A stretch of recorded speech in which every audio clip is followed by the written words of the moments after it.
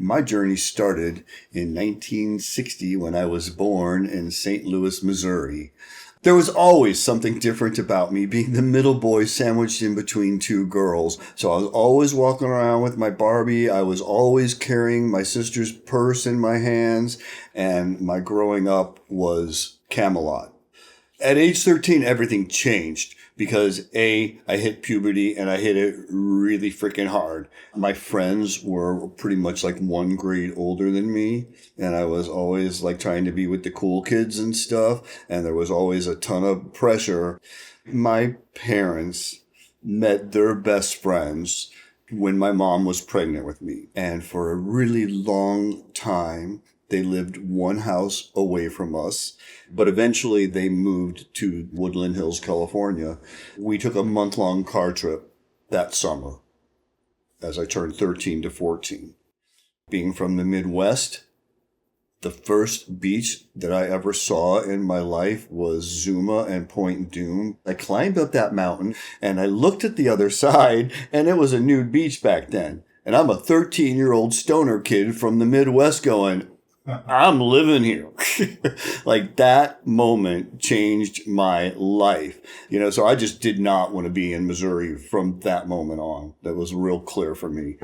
I was super wild. I was stealing money and doing drugs and very upper middle class family, but that was the environment of the time. And I got caught in that because I was hiding my sexuality. So the more drugs I did, the more I could pretend that I was straight. And it just didn't work. It didn't work. When I was in 10th grade, my California connection comes around, and there's this gorgeous guy a year older than me, and his father got transferred to a corporation from Beverly Hills, California to St. Louis, Missouri, because that's where this company was headquartered. And this kid, I think he's in 11th grade, came to my high school. He did not give a rat's ass who knew he was gay. I was desperately in the closet because that's where I grew up. And we had this crazy little fling. And my dad let me know under no uncertain terms about 10 days before he died that he knew that I was gay. And he said just enough to let me know. And he fell down an elevator shaft. And my brain fragmented. So just a couple of months shy of being 16. It's hard to describe what happened to me at that time period. My dad died at the end of May. School ends. The summer goes by. My sister goes back to college. All of a sudden, our house is super quiet. You can hear a pin drop in the house. And it's the first day of school. And our first day of school, we're going around a classroom like for social studies or whatever. And it's like, hi, I'm Susie and I live with my parents and 3 kids. It's going around the room like what your family dynamic is. And it got to me, and I had never said the words, my dad is dead and I live with my mom and 2 sisters. I'd never spoken that. I froze and I couldn't get words out. And my voice, which is way up here, was way down here, and I literally could not speak. And I ran out of the classroom, and I hitchhiked down Ladue Road in Missouri to the cemetery. I am in front of that grave. With Judaism, you have to wait X number of months or a year before you put a tombstone, so it's just a unmarked grave. And my next recollection up until February of this year is hours going by. And my mom, I guess the caretaker from the cemetery, called her up, and it's raining outside. I'm just sitting there getting drenched. And my mom came and got me. And that's my next memory. I was very popular. I had a lot of friends. I was just charismatic, always joking. I'm the class clown. That's who I am. I'm the class clown. I had a lot of friends, and everybody in the following year just looked at me with pity. The sadness just killed me. All of the sorrow and all of the, we can't joke with him, he's too sensitive now. And I was just always joking. I couldn't handle that. That's why I ran away. And I thought my godparents were going to take me in, and I just go to, in my head, I'm going to go to the school in the valley, and I'm going to be able to jump over to Malibu and go to the nude beach on the weekends, and I've got it all set in my head the way my life is going to be, to where I can stay in the closet, go to the nude beach, be a good high school student like a little Brady Bunch character, and have that life. That's not what happened. I took that 3-day bus ride, and I got off at the downtown station, and I called my godparents, and they hung up the phone on me. My mom had already said that I'd run away, and when they heard my voice, they were just like, go back home, click. And I called them twice, and that's what happened. And a homeless-looking person at the bus station pointed me to Hollywood. And by the end of the day, I was dropping acid and turning tricks. And after about 2 months living on the streets, I went back to Missouri. My high school, luckily, because I was so late, they had an experimental program, and I got to do the rest of the quarter at a printing shop and at an advertising agency, and I had to write a pass or fail grade paper on both those experiences. So honestly, that was my start of publishing. That was my love for printing. That was my love for the press, and all of it started then. I had a long struggle in me. I knew I was gay. It was this inner conflict being in the Midwest like that of what's going to happen if anybody finds out. It was nothing about me not accepting myself. I always accepted myself. I just didn't know how to maneuver that in the society or the environment I was in. One day, instead of going to Sunday school, I decided to go to Forest Park across the street just to hang out and get stoned and be in nature. And I stumbled upon this little area of the park that's like a little couple block loop, and it is as gay as you get. How is this world is like in this huge park, the little 2-block loop of gay stuff is literally right across the street from my temple. So I didn't know that. I was just like, I don't want to go to Sunday school today. I want to smoke weed in the park. And then like all of a sudden you see all these guys in cars, and the cars are looping, and it was like a little, seriously, like just a loop like that.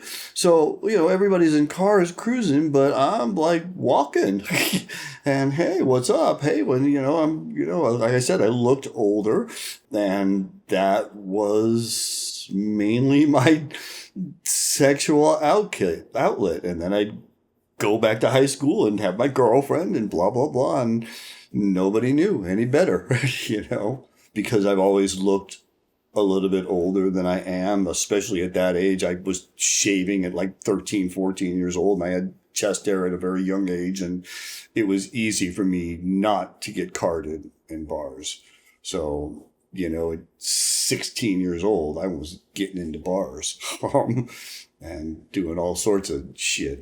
The long story short, my mom hired a private detective, and she outed me. When I returned home after 2 weeks, I told her, you either take me as I am, or I will walk out that door, and I don't have to be your kid. I am absolutely fine being an orphan. So you either take me as I am, or I'm out. I pushed that woman more than any person I have ever pushed in my life, and she rose to the occasion every time. But I'm still in the closet, and it's 6 weeks before high school graduation. And somebody came up to me and just said, hey, somebody saw you in the gay park, and people are saying that you're gay. At that point in time, I was just so done. And I had met a guy in a bar who lived across the river, and I was dating him and dating the girl in high school. My mom was just like, you have a boyfriend and a girlfriend, and you're not going to do that in my house, so pick one. I'm sure she thought I was going to pick the girl. And then all of this stuff, the last 6 weeks of my high school, you can't go from super popular in 10th grade. Now you're just the guy that everybody pities. Then you get your popularity back again because of all the facade you live under. And then all of a sudden it's like, oh, the guy who fell down the elevator shaft, that guy's dad, that kid, oh, now he's a big faggot. So no, my mom gave me a choice, and all that was going on in high school. And I said, you know what? To high school, and to everybody in it. And I quit school 6 weeks before graduation. And I moved across the river in with my first boyfriend in Illinois. I was with that guy for 3 years. We lived in Illinois. His crazy Southern Baptist parents made it so that we could not stay in Illinois. We literally would have been lynched in the middle of the night. So we ended up in Phoenix. I was young. Bottom line with that first relationship, he was a great guy and he loved me as anybody could try to love somebody as damaged as I was. But I couldn't keep my dick in my pants and I screwed up the relationship because I was 21 years old and that relationship ended because of that. And I just felt at 21 years old that if I moved back to St. Louis, I would not survive it. I had a couple of suicide attempts in that dark period after I ran away from home. And I didn't want to put my head in that space. So my whole family thought I was going back to Missouri and I headed west. And I didn't stop until I was at the frickin' Ferris wheel on Santa Monica Pier. Frontiers magazine premiered exactly when I moved to LA. They had classifieds that were huge. And I ended up working for an escort service. That's kind of where I hit my bottom. And at 23 years old, hiding out in Long Beach, doing tons of drugs. At 23 years old, I was in Missouri again for my grandfather's funeral. And that withdrawal is a one-time thing in my life because I will never experience that level of withdrawal. It was horrible. And my grandfather had died and my mom at that point in time had met my stepdad. So I hung around to get to know him. And I met my second boyfriend and I hung around St. Louis for about 6 months. So my first boyfriend, the first guy from Arizona, or that I ended up in Phoenix with, he was 23 when I met him and I was 17. When I met my second lover, I was 23 and he was 17. Very wealthy family this guy was from. And they were at their lake house for the weekend over Father's Day, and they came home to the following note. Dear Mom and Dad, have moved to California with David. Love, won't say his name. Love Cal, the guy name in the book. P.S. Happy Father's Day. His parents, because he's 17, they had the law after us. But luckily, by the time they caught us, he was closer to 18 and they didn't do anything. We were together for 5 years, and that man is my best friend today. We've always remained friends. So when my grandpa died, I stopped doing pretty much all hard drugs, but we drank like fishes. So basically, we split up. He ended up back in Missouri, back in college. It was just one more day of waking up and looking at the dent in my car, going, how did that happen? What did I do last night? And I was done. And I went into an AA meeting and I met this beautiful, freckle-faced 25-year-old who was 2 years younger than me, speaking from the podium. That was my turning point. So at 27, I get sober. I am the lead salesman within 6 months at Edge magazine. You get sober to face your life. And I ripped the Band-Aid off. And there was a lot of scars underneath it. Obviously, from everything I've said. I was 27. I get my job. I tested positive. I'm like, oh my God, I've got a new lease on life. And no, then the doctor says you've got 6 months to a year to live. There's really not much we can do except please see a grief counselor on your way out. And this is one of my favorite lines in the book because it's a very true line that I said at the time. Nobody puts a toe tag on David Stern. That time period was so hard. You're newly sober. Young. I don't know how I dealt with it. You go to a meeting, and where's that person? Oh, did they slip, or are they dead? And that's just what it was like. And whispers. I dealt with KS and all the people that were dying from those little purple blotches, like Tom Hanks in Philadelphia. And when 96... the triple combo came out, So all of a sudden, I'm 9 years positive at that point in time, and I've been at Edge magazine for the same amount of time, almost 10 years, and all of a sudden, you don't have a viral load. Nobody lived with a plan for a future when a doctor tells you you have 6 months to a year to live, and even though you're defiant and 9 years have gone by, nobody's planning for a future under those circumstances. I'm just living, and selling. And when I had no viral load, that changed everything. Back in the day, there was Frontiers, and Frontiers was news and the classifieds, and there was Edge, which was entertainment. It was all the clubs. It was just fun and light, and that was my gig. When I became undetectable, at the same time, Gold's Gym Hollywood was being built, and it was built a quarter of a block away from where the Edge magazine offices were. I went in there. I ended up doing their entire ad campaign for them. So anybody that's watching this that still lives in LA, if you go to that Gold's Gym because it's so gay, you got me to thank for that. I did that entire ad campaign that launched that gym. And the owner of the gym became a dear friend of mine, and he was going to stake me to become a third owner of Edge magazine. So I went to Edge magazine.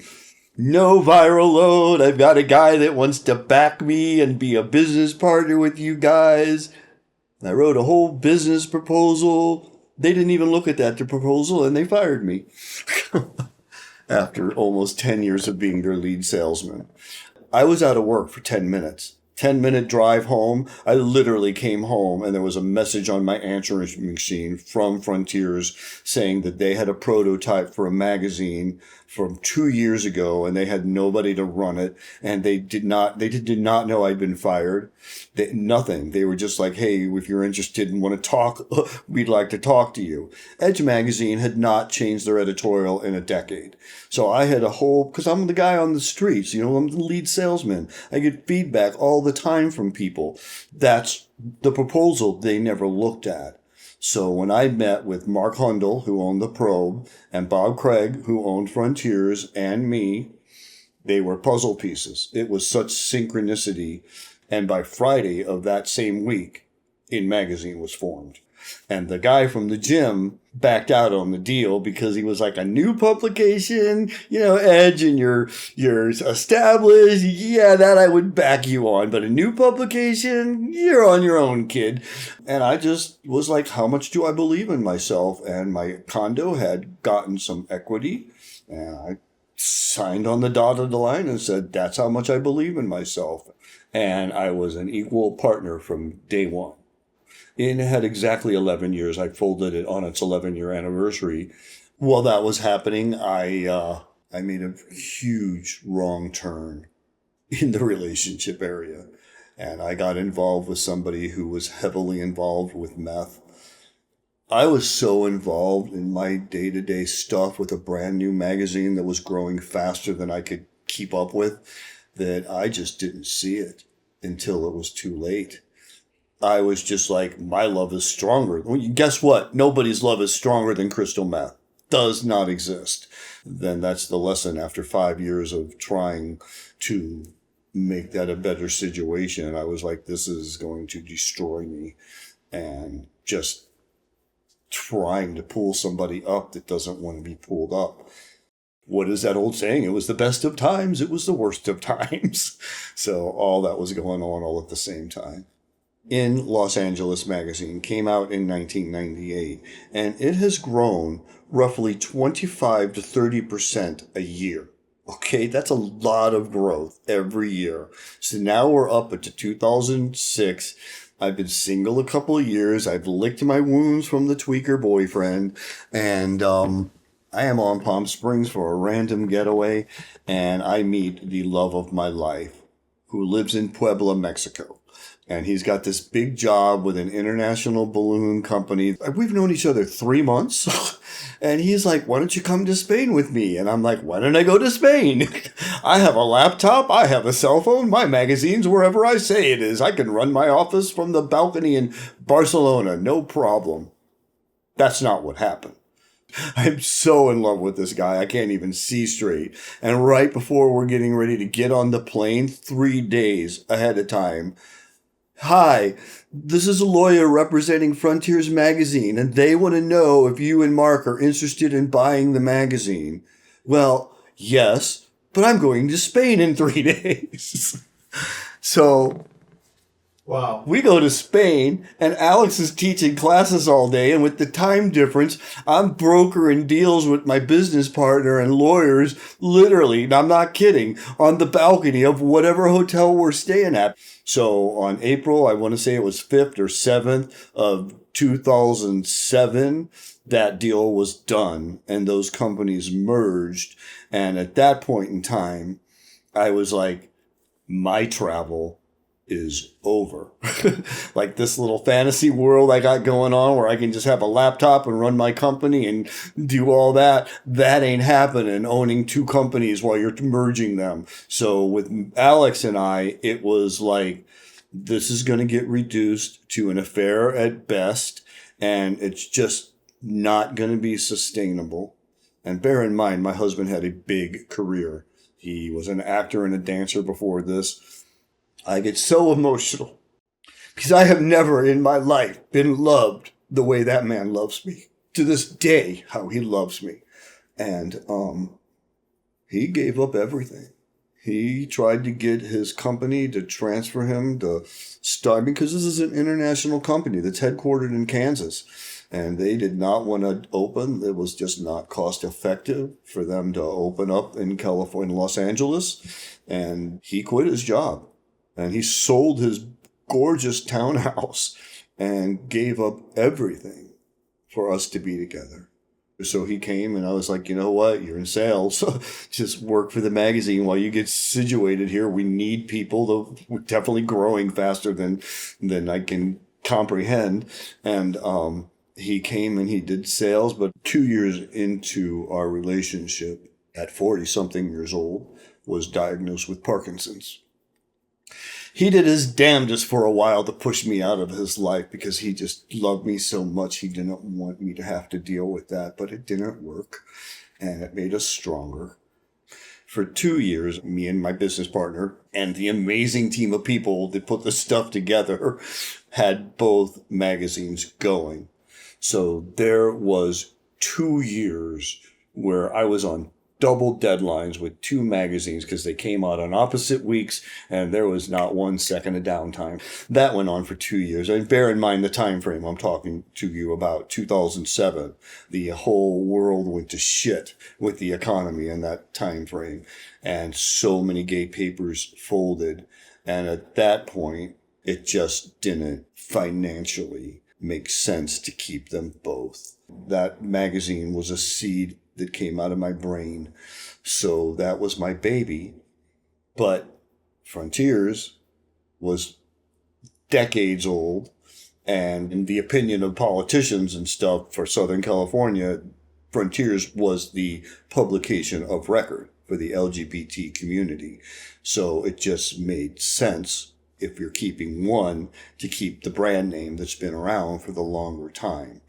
But I will tell you again, because of a lot of mismanagement at Frontiers and just a lot of shady shit that went on behind the scenes, Frontiers was weak behind the scenes. No matter what the public saw, they were not financially sound, and that's why that went down like that. We had talked about a reorganization of Chapter 11 because we were highly leveraged with Wells Fargo debt. So we had the events division. I had the nonprofit. Mark died. I filed the Chapter 11 to reorganize. I made a huge mistake. I sold Frontiers, and I was to stay on as publisher. And I had created this events division that did the first gay and lesbian wedding expo ever, and it was hugely successful.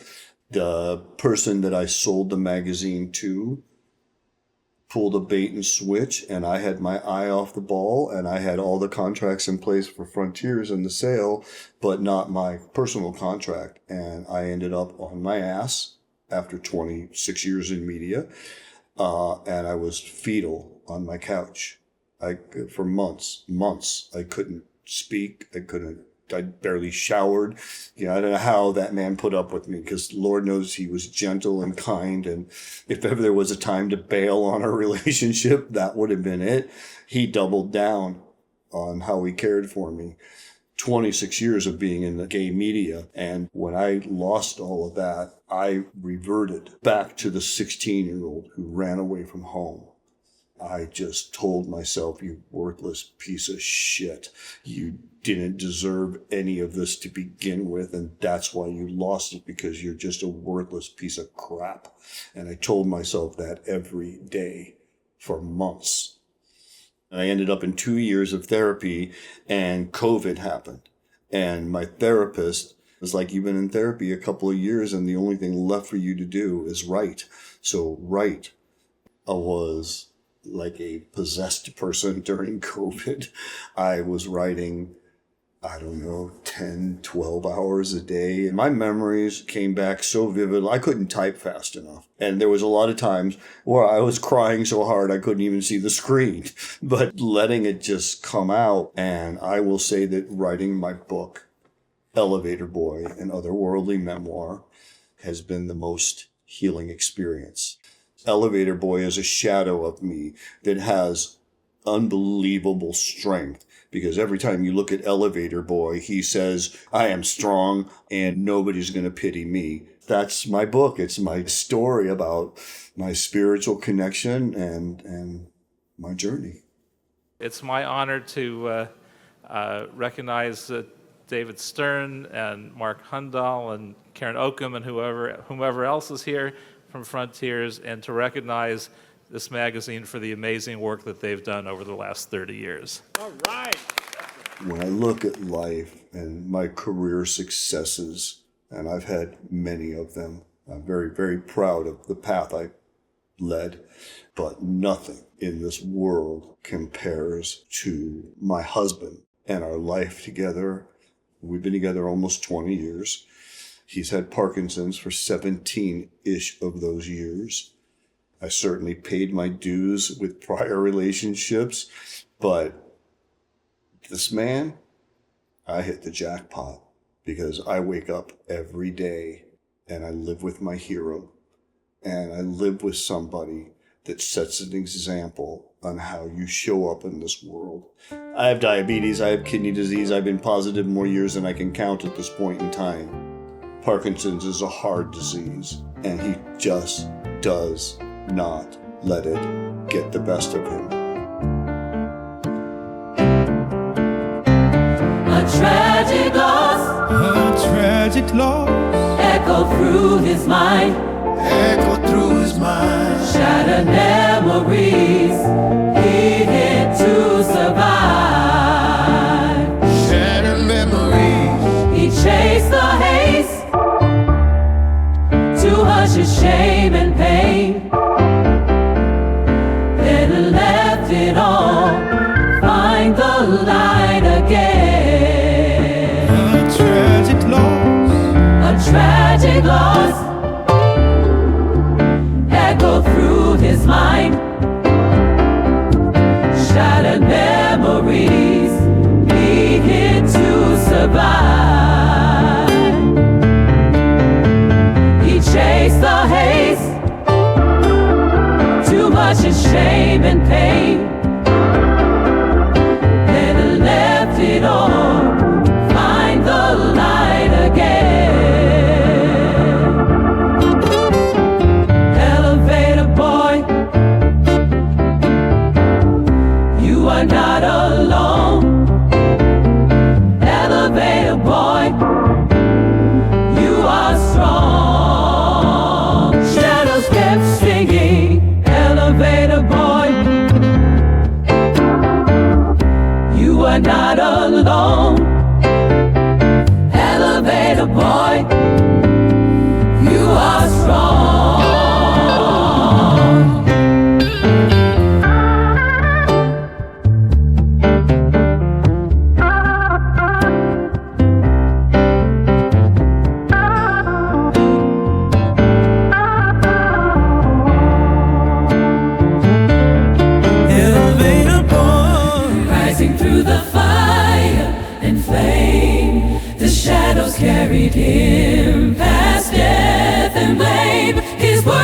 became pages that gave him aim. Elevator boy found love and claimed his name.